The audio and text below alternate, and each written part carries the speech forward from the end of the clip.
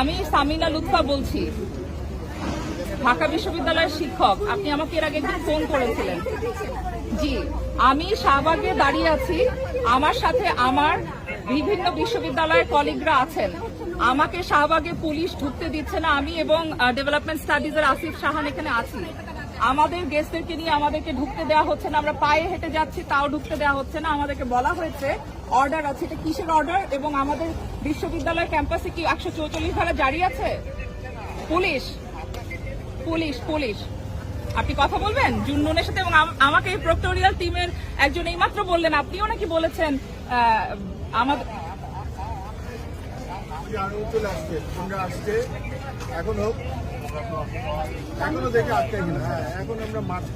এখন আমার সামনে অন্তত 20-30 জন মহিলা পুলিশ দাঁড় করিয়ে রেখেছে। আমাদের গেস্টদেরকে নিয়ে আমাদেরকে ঢুকতে দিচ্ছে না। এবার আপনারা